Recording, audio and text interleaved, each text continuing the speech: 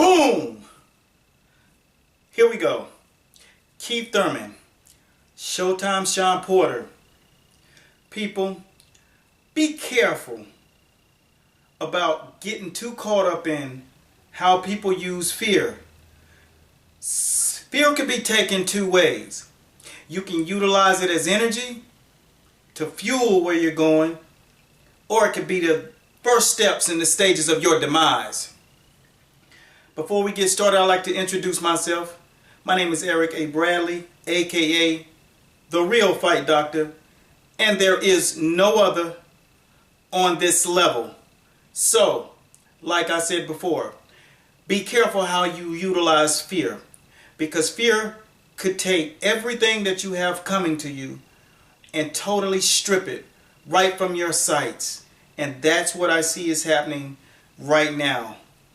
The fuel that could be used to take this fight to the level that it was necessary to reach has been stripped. Why is that? How do you know? Where's your credentials? Where's your credibility? How do you know this? Why are you just not a regular fanboy? Well, like I said before, I am the real fight doctor, and I didn't just get that because I just pulled it off the side of a Cocoa Crispy box. I've earned my name. How? I've worked with over 15 world champion fighters, and I've put my work in the gym like no other. So the guys that are out there doing it now, welcome to hell, because that's what it is. And the sacrifice day in and day out on a regular basis. It's the main thing that I'm going to get into today. Years ago, just years back, Hasim Rahman, we were up in Baltimore. We drove from North Carolina to Baltimore to give Hasim Rahman some quality work. One of the reasons that I understand my role in the sport of boxing is because there was a guy, he was coming up, they called him the Beast. He was making his way up the ladder. His coach, I won't even say his name, but he's a well-celebrated coach in the Northeast area, and he was working with this guy. And when the guy was coming up, Hasim Rahman, and he would spar, and Hasim Rahman, of course being the champ, he would blow him out the water. That's what your mentor is supposed to do. He's supposed to blow you out the water. So when you go up into that gym, you better know. So Beast would come to me and he said, I want you to start working with me and doing some of the things that I see you do. So he came down. He was working with one of my fighters, and we started doing a lot of work together. I was working his corners. We was getting prepped. And then we went back up to Baltimore to give Hasim Rahman that work. And this is where I tell you to be careful about how you utilize fear. He was about to fight Klitschko. Pay-per-view event. It was about to literally go down, my friends. So we was putting in the work. So Beast looks at me and is like, look, Hasim Rahman, every time we get ready, this is what you call craft. Every time we get ready to square off in the ring, he's always nice before we get going. And then all of a sudden, when that bell go off, boom, he drops the hammers on me. Every time. He gets me out of my game plan, and then he starts to drop hammers. But that's what we call, baby, utilizing conversation, schmoozing, to get the other guy losing. Hasim Rahman was wise. He understood that Beast is 6'7" with shoes off, 265 in total shape, can run 15 miles and then do 15 rounds. This is the real deal. He was dethroned by Tony Thompson, and that was the demise because he got back with his other coach, and his coach wanted to push him too far. We had to extract him from camp down here because he didn't play by the rules, and we serious about what we do down here. And like I said, at Master Boxing Academy, you come and you get your masters in boxing. So, like I said, you got to understand how you use fear. Beast got in the ring with Hasim Rahman. They went fisticuffs, toe to toe. Why? Because I didn't let them engage with Rahman before they got into the ring, And that was the reason Rock never got a chance to get into his head. By the time they hit the 4th round, Beast had put nothing but swordfish inside of Hassan Rockman's soul. He knew that at that moment, this is no kid anymore. This kid's being bred, this kid's being brought up right. He got problems that day. And he gave Beast nothing but props after the sparring. Why? Because Beast did not show fear. You know why? Because fear is just a figment of your imagination. Fear is something that you embrace to elevate you to the next level. What I see right now with Sean Porter and Keith Thurman, I see that fear is becoming the demise of Keith Thurman. Why is that? He's hurt. He got injured. 2007, we fought Chris Bird. First week of camp, we were doing power drills on the heavy bag. Non-stop work, condition, taking things to the next level, increasing speed to match speed with Chris Bird. Because we fast, now we need to be quick to counter Chris Bird. We bigger, we stronger, now we need to increase speed and agility. So we doing speed drills, and then we doing our power drills. We got lean down, we dropped down almost 18 solid pounds for the fight. Not that it was a strain, because I'm an exercise scientist when it comes down to it. And we got the weight down. We were looking lean. We were looking mean. The first week of camp, an elbow punch. I got everything that I'm talking about on video. So if you want to get any of this footage, I don't know, you can definitely holler at your boy, and I'll let you see firsthand what all this looks like. But when my boy Paul sprung his elbow, literally, everyone looked and they were like, the fight's off. And he was like, nah, we trained 6 more weeks with a ruined elbow, cortisone shot, could not get anything to work. But you know what? The mark of a fighter is he will fight when the opportunity knocks. He'll stop hiding behind excuses. He sparred. He missed sparring. One of the fighters that's out here, my man right now, offered up sparring. Venroy July. If you ain't friends with him, link up with him. He's doing things big out in Baltimore. He's a lawyer and he's also a fighter. Over 25 victories and only 2 defeats. He was also down here getting that work. And when we was putting it in, we was putting it in. Like I said before, down here, one of the things that you're going to get away from excuses. And we're going to take you to the next level. Once he got in that ring with Chris Bird, pop, pop, pop, pop, it was work, it was work, it was work. Me, Coach Anthony Bradley, Olympic coach 2004, and our fighters made it out here. We had 3 fighters on the fight card that night. Chris Bird came in the ring, and we had control over the first part of the fight. And then that elbow came into play. Chris Bird was smart. He attacked the shoulder and the elbow.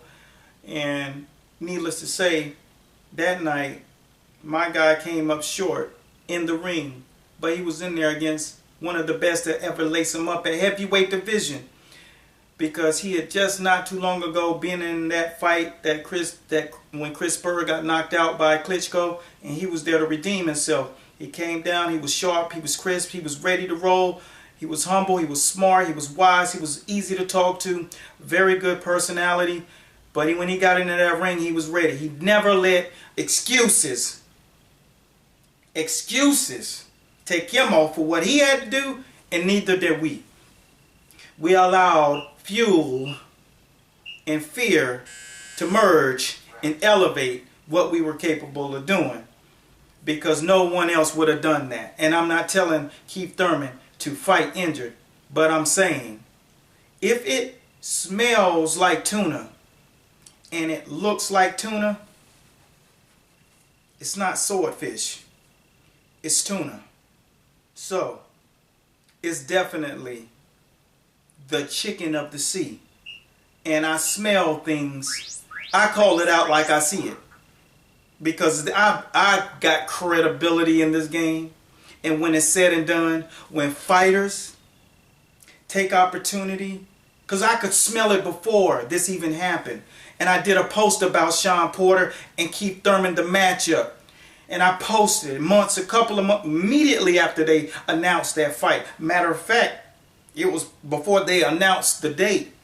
And I did a style matchup.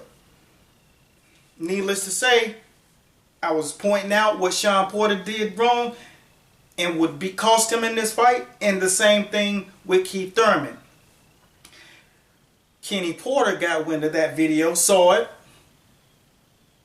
and put a bet on the fact that his son would do just not what I said he would do in that fight, which is all well and good because I know he's a coach and he's a listener. So anytime you have a coach that's willing to listen, a coach will always continue to get better. Teddy Atlas, those guys continue to get better. Virgil Hunter continue to get better. Shawn Porter's dad, Kenny Porter, continues to get better because he knows the essence of what it takes to build a fighter, and you have to constantly be a sponge. So he took it and I embraced that because I was just glad to know that from the looks of things, if he leaned in walking in there on Keith Thurman, that uppercut was going to come into play and that hook right hand. And you know what? I know they went straight into that camp and said, hey, we definitely got to make sure these things are sharp. But Shawn Porter is so sharp right now with his leg movements. He's constantly in and out. He's fixing those little things and he's constantly been fixing. So I had to wind that off now. But when it's said and done, you got to be careful when it comes down to that fear. Because utilizing fear in the wrong way could be the demise of your career.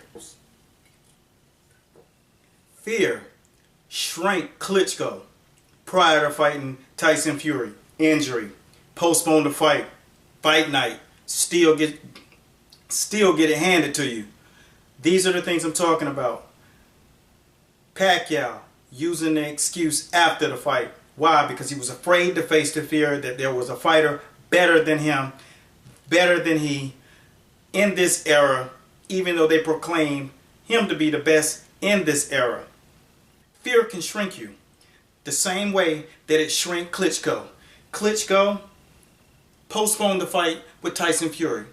Then he got in the fight and looked the part. He was afraid. He was afraid to do what was necessary to do to take that title. Then you look at Manny Pacquiao making an excuse after the fight with Floyd Mayweather. How would he possibly do that when the fight was over? Because he didn't want to face the fear of the simple fact that Floyd could actually be better or just a better pure fighter. These are the things that I'm talking about. The night that we got Hasim Rahman ready for Klitschko, people here in those camps, they understand what's going on. They got people whispering, this man is looking good. This man is breaking fighters down in camp. Klitschko pulls out of the fight and retires. Yes, and this is the big brother. You know why? Because he had already heard wind of this. He's gotten wind of this boy's in camp, breaking cats off. He broke one of my fighters' ribs, bruised it really bad. Then he was just walking through other sparring partners that were walking that line, and they were the part. Why did Klitschko decide to pull back? Because at the pay-per-view rally that we had at ESPN Zone in Baltimore, he didn't want any parts of it. Here we go with all the lights and all the flash and all the cameras. Klitschko was not feeling the adrenaline that he felt. And the way Rock looked at that time, if any one of these heavyweights looked this way, the way Hasim Rahman looked at that time, you knew that whenever you saw him, if you've never seen boxing before, this guy must be the heavyweight champ. He just had that look. You know what I'm saying? You just don't see human beings that look that way. And that's why I can identify fear that is not being utilized in the right way. So if it looks like tuna, it smells like tuna, it definitely ain't swordfish. And Keith Thurman, Starting to smell like the chicken of the sea. That's where it is. They call me the fight doctor. And I thank you guys for watching. Because you're watching Master Boxing. And this is where we break the fight world down, baby. Round by round. Shouts out to the Zell family. Tony Zell, that is. Hashtag bring back the belts. That's a specific shout out to that posse. Be sure to watch us and listen for us on our podcast, The Boxing Bridge, on SoundCloud, and you can find us over on Tumblr as well. Follow my boys over at BrooklynFights.com, where you're going to get the best interviews and you're going to get that live fight footage. Everything is thorough whenever you follow the Fight Doctor. So long.